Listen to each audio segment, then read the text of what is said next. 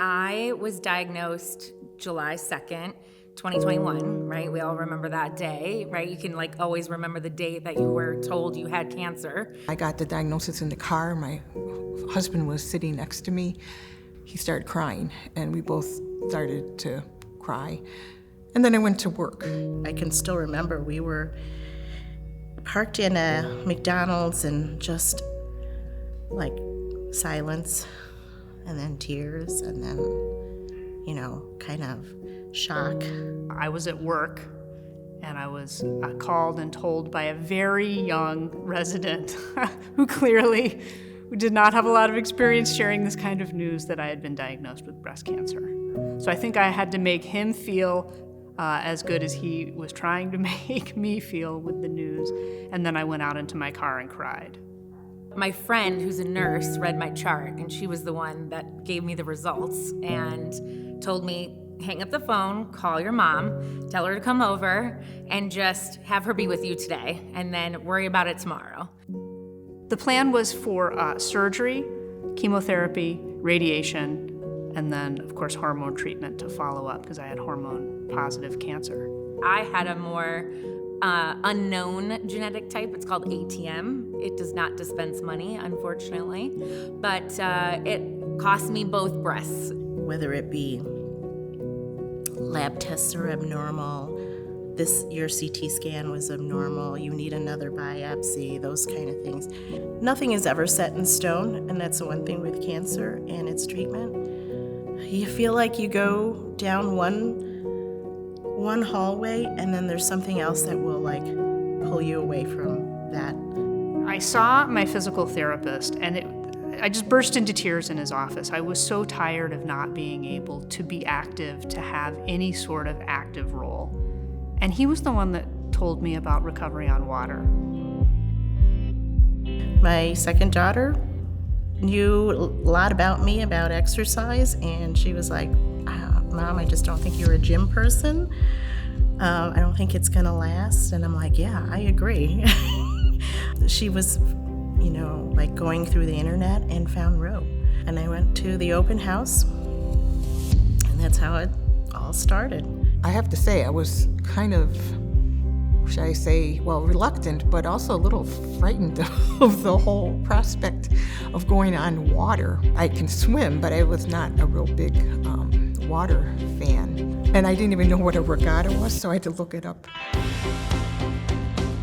My last day of radiation was my first day on the water, and that was really cool. That was the end of my active treatment, was the last day of radiation, and I got to spend it with these women that I had just met, and to have their support and to hear them cheer me on that day, that was a really special day for me. Coming into Roe, there was no questions asked. You were supported 100%. There was no proving yourself. People accepted you for who you are. They realized we were all in the same boat.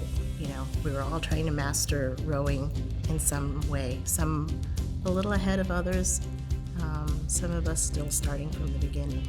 We got on those ergs, and toward the end, she was encouraging Julie and Karen to really bring it to the next level. But she was behind us, and I thought she was talking to me too. So of course I put everything I had into the last few minutes, and I almost fainted. And I had to remain behind after class was over. Coach Kim needed to babysit me a little bit and make sure that I was going to be okay to drive home. And that was a really good feeling, to know that I could challenge myself that hard and still be taken care of. This is a support group. All these women are like me. We all share the common thread of breast cancer. And what I thought about on the barge was, gee, if you're in a support group that's a rowing team, you got to show up for your team. Someone came down from another boat and started helping us get our oars, and that struck me. I almost feel like crying thinking about it now, and even when I saw it, because it was capitulation of all of what Roe is about, I think, helping each other, but not really saying, I'm helping you. It's just there. It's just there, we know. It's so comforting to know, I have another surgery coming up. I'm a little scared, But I've seen now someone through Roe who had that same experience, and I'm seeing her excel and succeed, and it made it a little less scary for me.